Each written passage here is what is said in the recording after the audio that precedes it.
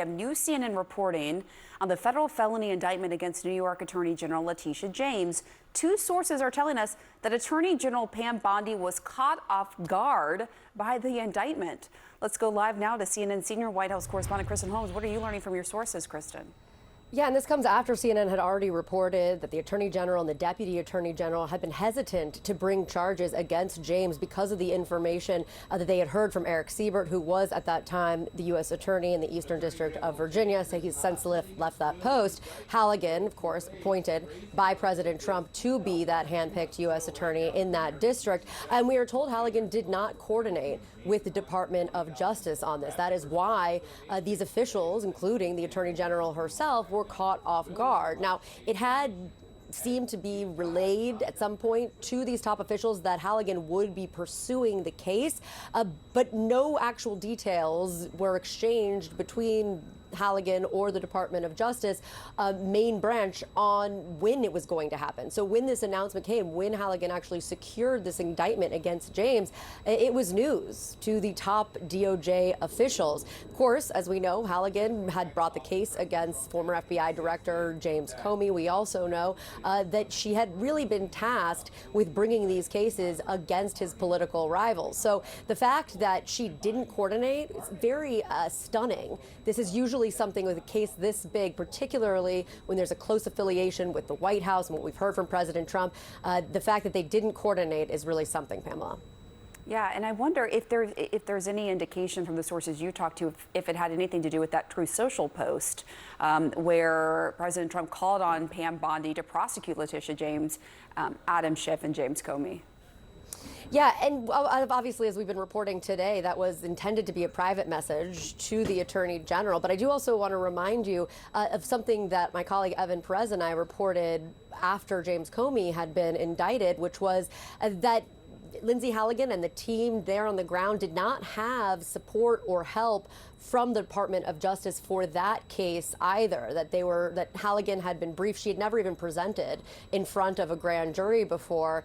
And instead, she was briefed and prepared by agents and officials, attorneys at the FBI, not the Department of Justice, before she actually went before the grand jury. This time, I am told that she was not prepared. She didn't work in terms of by the FBI. She didn't work with the FBI or the Department of Justice before presenting that case and then securing that indictment. Wow, quite the reporting there. Kristen Holmes, live for us from the White House. Thanks so much. Evan Perez, I want to start with you. So many questions. So many questions. So many questions. Let's just start on the James indictment, because it is interesting that the U.S. attorney that the president put in place, who happens to be one of his former defense attorneys, was once again, just like with the Comey indictment, the only prosecutor on the case. So what are you hearing from your sources? Is that because she wanted to be the only one on there, or is it because others didn't want to take part? So at this point, she has decided she is going to do this alone. She's not going to wait and try to ask people in the office. So no one in the office was actually told to come on the case and refused. The same thing in the Comey case. She was aware, fully aware of the opposition within the office to this case, as well as to the case against James Comey. But she decided, obviously, she arrived 2 weeks ago knowing full well what the president wanted. And she decided that she was going to bring these cases and let the grand jury decide what it would. And, you know, we have to say, look, I mean, this is only her second time going before the grand jury, and she's managed to both times get indictments that she was looking for. In the Comey case, she got 2 out of the 3 charges. But what it shows you is, you know, the president's former personal attorney knows her remit, and she is going forward with cases that she knows are very important to him, which has been a hesitation inside the department, right? We've seen this in Trump season 1 and Trump season 2 now. He has hesitation in the department because this is shattering the norms. It's shattering the norms. We've never seen a president openly tell the department what he wanted to do against his political enemies. There's always been that sort of unspoken thing where the Justice Department is supposed to act independently, partly because what you want is the public to have confidence that these cases are being brought not for political reasons, but because of the merit and the facts and the law. Now, the man who the president initially wanted for this job, for the U.S. Attorney's role, A Trump supporter. a Trump supporter.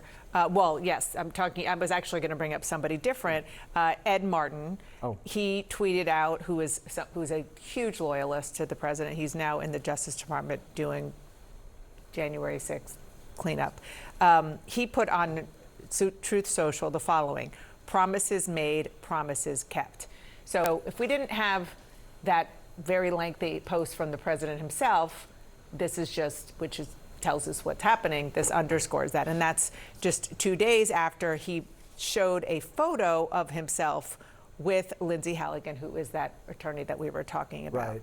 And he also tweeted another one of an eagle flying over Brooklyn or New York, a very clear indication of what he knew was about to happen, right? And look, I mean, I think Ed Martin and Lindsay Halligan are showing how this new Justice Department works. They have direct relationships with the president. They can pick up the phone and talk to the president anytime they want. In previous Justice Departments, including in the first Trump administration, there was a separation that only the Attorney General, Deputy Attorney General, very limited ways that they could communicate with the White House. That norm has been shattered, and everyone is basically like, we don't care what your norms are. This is how it's done now, and we don't really care what people's perception of it is. They're going to go forward. I should say, though, this case against Letitia James, this is a paperwork case. These cases are traditionally, pretty simple for prosecutors to bring and to be able to get a jury to buy into. So she does have a problem here because it is the paperwork. Right, she does.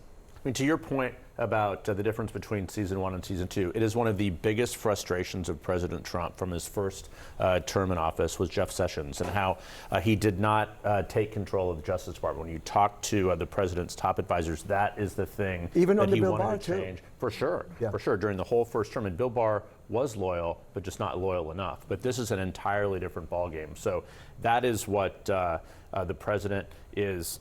That's what he wanted. That's what he's getting. And it also is obviously sending a message to a handful of others that those indictments are likely to come next. We can almost list through people who you'll be covering coming up. Yes, exactly.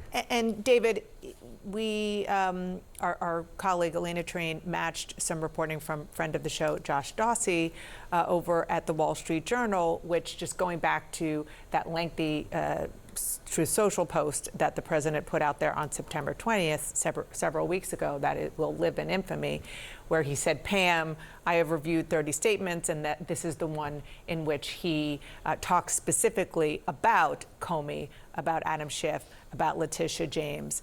And so what Elena is now reporting as well is that that wasn't meant to be public. That was supposed to be a direct message. A lot to unpack with that as well. First of all, this is how the president communicates privately with his attorney general. Not just the method, but obviously the substance, particularly since most of this are things that he has said publicly. Well, that I think is key, right? Yeah. I mean, yes, this clearly was intended, according to our reporting and others, as a direct message, but in no way is it different from what he was saying publicly for everyone to be able to hear him and understand what his directive was. Although the fact that it was intended as a direct message, I would imagine, Evan, correct me if I'm wrong for the lawyers you talk to, but that'll come into a selective prosecution case as a data point that I would imagine defense attorneys would bring. Oh, absolutely. These are exhibits that are going to be used in a motion to dismiss this and in the Comey case as well, because, I mean, it does show that the president is putting his weight behind this. Yeah, I mean, it shows him directly pressing her to do something very specific. We talk about the other folks who likely get indicted. Adam Schiff is on that list. You'll probably be covering John Bolton is coming, right? Yeah, in the next weeks or so. You mentioned some names. Let's just... Yeah, these are all the folks. And listen, this is something that Donald Trump campaigned on. He talked very openly about him being the people's retribution, and his second term has ended up being one that's essentially a revenge tour where he is breaking these norms, where the Justice Department are essentially operating as his own lawyers and going after people that he wants to go after. David, One of the many reasons I love having you on the show is I get to pull the curtain back for our viewers, and they can hear some of the very smart things you tell us all behind the scenes, and connecting all the dots and putting this in perspective. So, well, I mean, to me, I think this is just a fear for the country, because Donald Trump is not always going to be president, right? And somebody else will be president. My big concern is if you rip the blindfold off of justice the way it is intended to be, and we get into a cycle of partisan political retribution through the justice system in this country as administrations change, I don't know how the American people are going to have any faith in a truly blind justice system. And to me, I'm not saying we're the potential slippery slope. I think we are on that slippery slope. Yeah.